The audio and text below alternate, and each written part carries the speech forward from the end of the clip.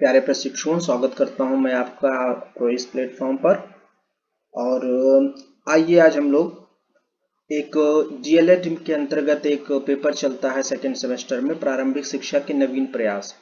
Basically ये एक ऐसा पेपर है जिससे प्रश्न हर एक कंपटीशन एग्जाम्स में पूछे ही पूछे जाते हैं। तो हम लोग इसे पढ़ेंगे। इसमें बहुत सारी चीजें हैं जो हर एक कंपटीशन में हमेशा हम लोगों से पूछी जाती हैं। जैसे संविधान के अनुच्छेद, किस अनुच्छेद में शिक्षा को लेकर क्या कहा गया है, प्री एंड कंपल्सरी एजुकेशन अधिनियम 2009, लॉर्ड मैकारे, लॉर्ड कर्जन, राष्ट्रीय शिक्षा नीति, ऑपरेशन ब्लैक बोर्ड, बेसिक शिक्षा परियोजना, साक्षरता अभियान, स्कूल चलो अभियान, कस्तूरबा गांधी बालिका विद्यालय योजना, राष्ट्रीय बाल श्रम परियोजना, मध्याह्न भोजन या पोषाहार वितरण और निशुल्क पाठ्य पुस्तकें और गणवेश फर्नीचर आदि। तो यानी ये एक ऐसा पेपर है जो बहुत ज्यादा शिक्षा के फील्ड से जुड़ा हुआ है। तो आइए हम इसे शुरू करते हैं। और ये सभी के लिए बेनिफिशियल होने वाला हो, चाहे आप डीएलएड में हो, चाहे आप बीएड में हैं, चाहे आप सीटेट की तैयारी कर रहे हैं या आप किसी प्रांतीय टेट की तैयारी कर रहे हैं, UP TET, REET, Uttarakhand TET, Bihar TET, किसी भी फील्ड से आप आते हो, किसी भी क्षेत्र से आप आते हो, आपके लिए ये बहुत ही आवश्यक होने वाला है। तो चलिए स्टार्ट करते हैं। सबसे पहली जो क्लास होगी वो सबसे पहले टॉपिक पर होगी कि प्रारंभिक शिक्षा का सार्वभौमिकरण।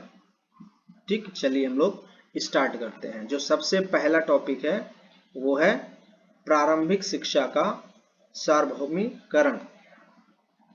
तो इस लेक्चर के बाद आप ये जान पाओगे कि भारतीय संविधान के अंतर्गत शिक्षा संबंधी अनुच्छेद एवं उपबंधों की आपको जानकारी हो जाएगी।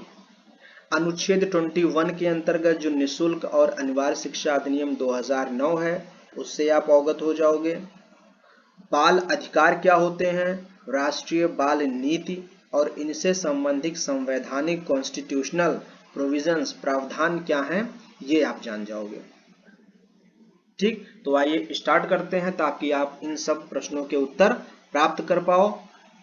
सबसे पहले तो किसी भी राष्ट्र का या किसी भी समाज का या किसी भी समुदाय की जो शिक्षा की पहली सीढ़ी है वो क्या है, प्राथमिक शिक्षा है। यानी हम कह सकते हैं कि प्रत्येक राष्ट्र के जीवन में प्राथमिक शिक्षा प्रथम प्राथमिकता की विषय वस्तु या वस्तु है। यह पहली सीढ़ी है जिसे सफलतापूर्वक पार करके ही कोई राष्ट्र अपने अभीष्ट लक्ष्य तक पहुंचता है। राष्ट्र विचारधारा एवं चरित्र निर्माण में जितना महत्वपूर्ण स्थान प्राथमिक शिक्षा का है उतना किसी दूसरी सामाजिक, राजनैतिक, शैक्षणिक गतिविधि का नहीं है। इसका संबंध यानी प्राथमिक शिक्षा का संबंध किसी व्यक्ति या वर्ग से न होकर देश की संपूर्ण या पूरी जनसंख्या से होता है। इस प्रकार सब व्यक्तियों की शिक्षा अथवा जनसाधारण की शिक्षा ही राष्ट्रीय प्रगति का मूल आधार है, बेसिक है। क्यों? क्योंकि हम किसी भी प्रांत के हों, किसी भी क्षेत्र के हों, अपने राष्ट्र में कहीं भी हम निवास करते हों, लेकिन हमारे राष्ट्र की प्रगति, हमारे समाज की प्रगति, हमारे समुदाय की प्रगति, डेवलपमेंट का सिर्फ एक ही पॉइंट है, वो ये कि हम सबको प्राथमिक शिक्षा मिलनी चाहिए। इसीलिए कहा जा रहा है कि जो प्राथमिक शिक्षा है वो राष्ट्रीय प्रगति का मूल आधार है और प्राथमिक शिक्षा हमें कोशिश करनी है कि सबको प्रोवाइड कराई जाए। कोई भी व्यक्ति हमारे देश, हमारे प्रांत में, हमारे क्षेत्र में प्राथमिक शिक्षा ना पाया हुआ नहीं होना चाहिए।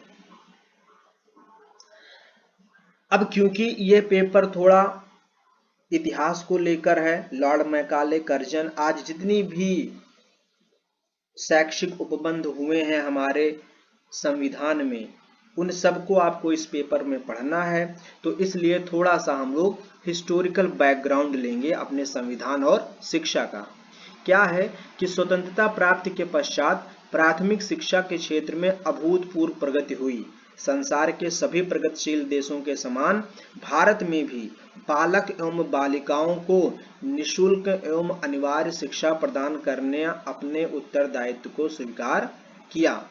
क्या कहा जा रहा है कि जैसे विश्व में सभी देशों ने अपने इस उत्तरदायित्व को स्वीकारा कि उन्हें प्राथमिक शिक्षा अपने नागरिकों को मुफ्त में देनी चाहिए, तो उसी बात को भारत ने भी स्वीकार किया कि हाँ, भारत में भी प्राथमिक शिक्षा प्रदान करना भारत सरकार का एक उत्तरदायित्व है। इसलिए संविधान सभा में जिसने देश के संविधान का विकास किया था, निम्नांकित शब्दों में निःशुल्क एवं अनिवार्य शिक्षा को राज्य का एक नीति निर्देशक सिद्धांत घोषित किया गया। क्या है? जो डायरेक्टिव प्रिंसिपल्स हैं उनमें निःशुल्क एवं अनिवार्य फ्री एंड कंपल्सरी एजुकेशन को पॉइंट आउट किया गया है, को रखा गया है। और रखते हुए ड्राफ्टिंग कमेटी ने कहा है कि राज्य यानी स्टेट यानी कि भारत सरकार इस संविधान को लागू किए जाने के समय से 10 वर्ष के अंदर सब बच्चों के लिए, जब तक कि वो 14 वर्ष के नहीं हो जाते हैं, कि आयु पूरी नहीं कर लेते हैं, निःशुल्क एवं अनिवार्य शिक्षा प्रदान करने की चेष्टा करेगा।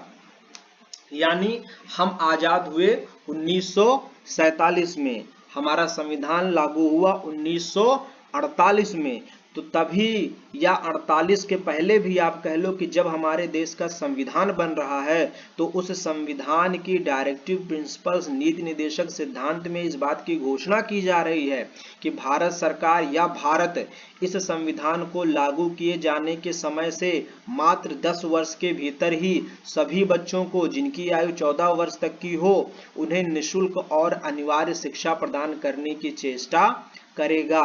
पर क्या सिर्फ 1948 से 1958 यानी 10 वर्ष में ही हमने अपने भारत में रहने वाले सभी बच्चों को शिक्षा प्रदान कर पाए? नहीं। लेकिन हमें करना क्या था? हमें अपने देश के संविधान के लागू होने के 10 वर्ष के भीतर ही सभी बच्चों को शिक्षा प्रदान कर देना था। और ये शिक्षा देनी कैसी थी? तो निःशुल्क देनी थी और कंपलसरी थी कि सबको ग्रहण करना ही करना है, सब बच्चों को हम शिक्षित कर पाएं। लेकिन हम शिक्षित नहीं कर पाए और वो प्रोग्राम आज भी 2020 में भी चल रहा है, अनिवार्य एंड कंपलसरी एजुकेशन।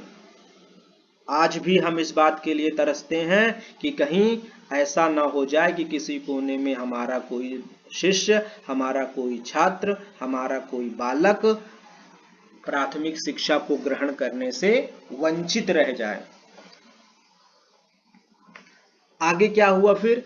सन 1976 से पूर्व शिक्षा पूर्ण रूप से राज्यों का उत्तरदायित्व था। ठीक, स्टेट गवर्नमेंट्स का पूरा दायित्व होता था 1976 से पूर्व। लेकिन संविधान द्वारा 1976 में एक संशोधन किया गया।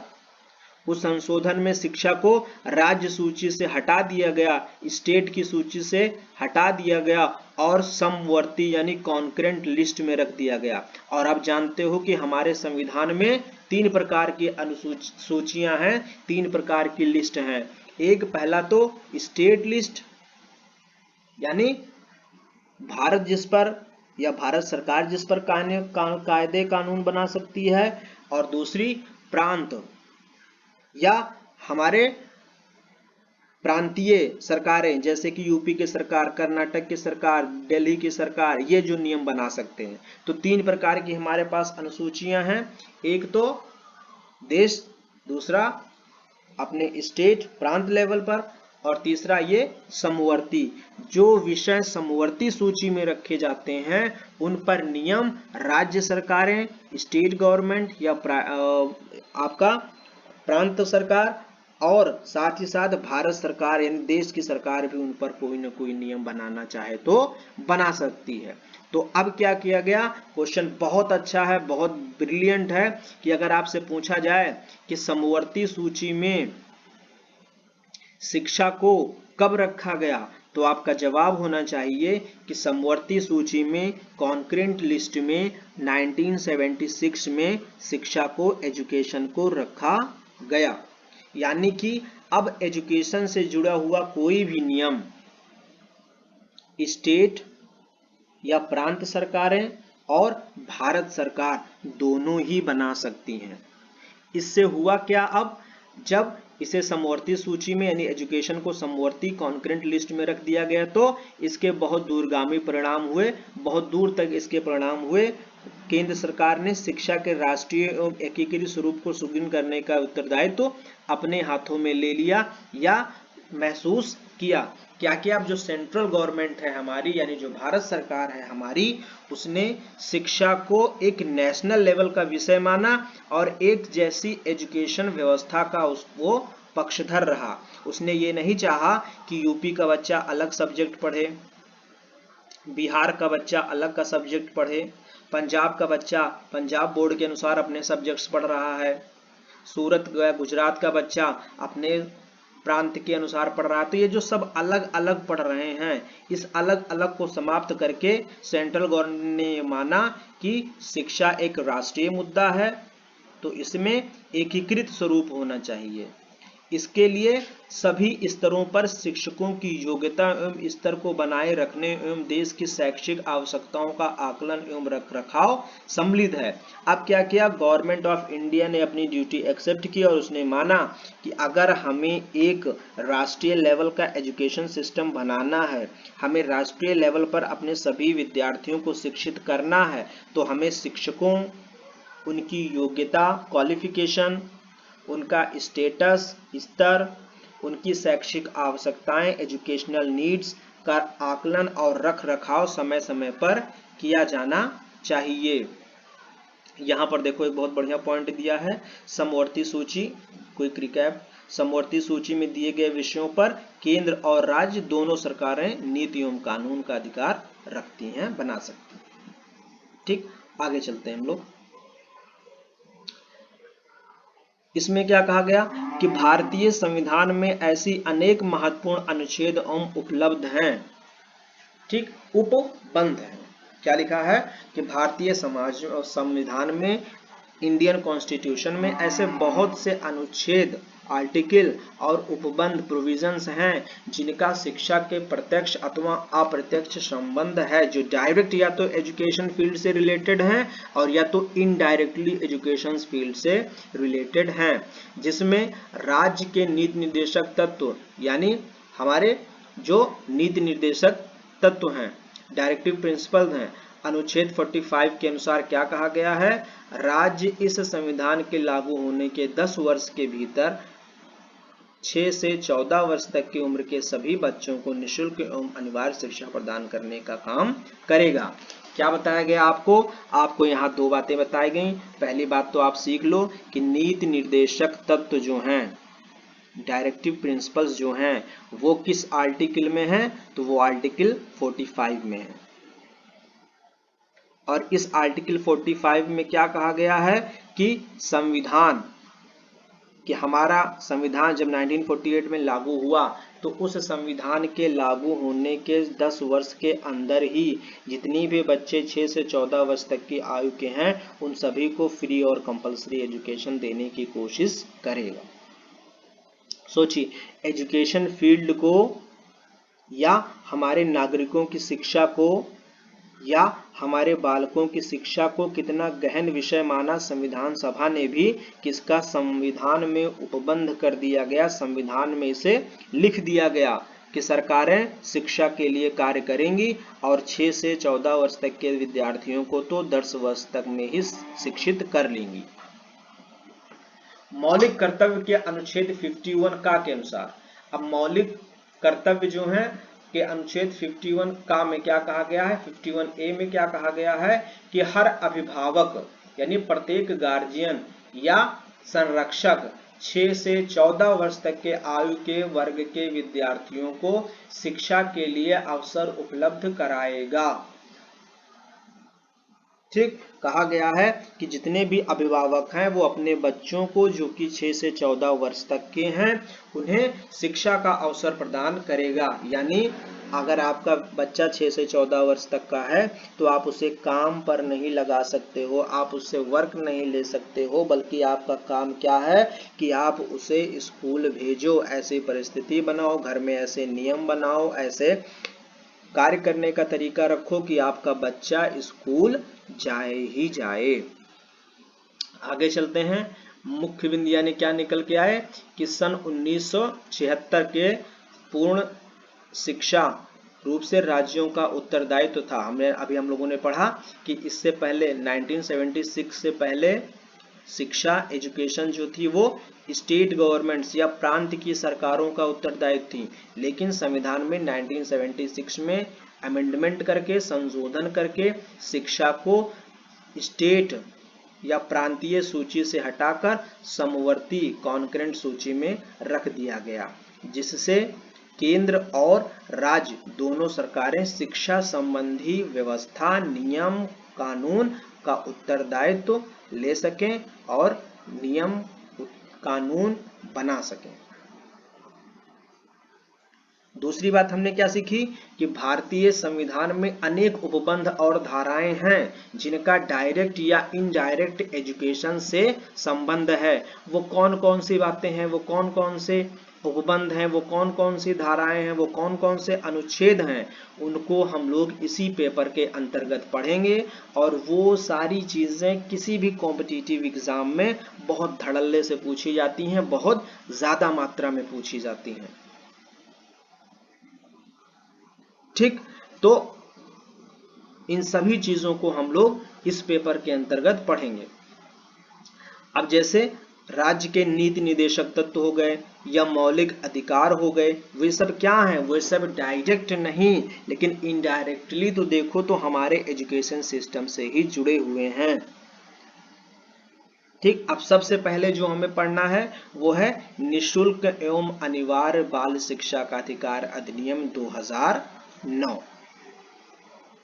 ये हम लोगों को बहुत कायदे से पढ़ना है और इससे क्वेश्चन हर एक कॉम्पिटिटिव एग्जाम में 1 या 2 आते ही आते हैं। पेपर आउट है समझिए, चाहे आप सीटेट कर रहे हो, यूपी टेट कर रहे हो, बिहार टीईटी कर रहे हो, रीट कर रहे हो, पंजाब टीईटी कर रहे हो, कुछ भी कर रहे हो, तो ये क्वेश्चन आने ही आने हैं। इवन यहाँ तक कि ये क्वेश्चंस नेट और जेआरएफ की परीक्षाओं में पूछे जाते हैं।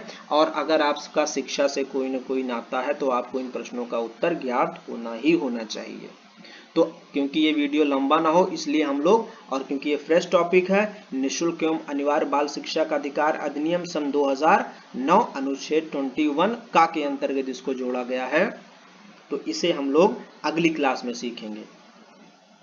तब तक के लिए आप ऊपर जो हम लोगों ने मुख्य बिंदु पढ़े और जो हम लोगों ने प्रस्तावना पढ़ी उसे समझो और उससे रिलेटेड क्वेश्चंस हैं तो पूछो, क्योंकि आप जितना क्वेश्चंस पूछोगे, आप जिन टॉपिक पर वीडियो बनाने को कहोगे, आप जो टॉपिक नहीं समझ में आएगा आपको, वही मेरे असली टॉपिक हैं। मैं पूरा सिलेबस कंप्लीट करा दूं, इसमें कोई मजे की बात नहीं है। आपको क्या नहीं समझ में आता है, मुझे किस पर वीडियो बनाना चाहिए, आप क्या समझना चाहते हो, इस पर वीडियो बनाना ज्यादा जरूरी है। ठीक, तो आप नीचे कमेंट बॉक्स में कमेंट करना कि आपको किस टॉपिक पर वीडियो चाहिए। मैं उस टॉपिक को बहुत ही सरलीकृत करके आपको समझाने का प्रयास करूंगा। अभी के लिए बस इतना ही, मिलते हैं अगले वीडियो में जो कि टॉपिक होगा निःशुल्क एवं अनिवार्य बाल शिक्षा का अधिकार अधिनियम सन 2009 अनुच्छेद 21 का के अंतर्गत।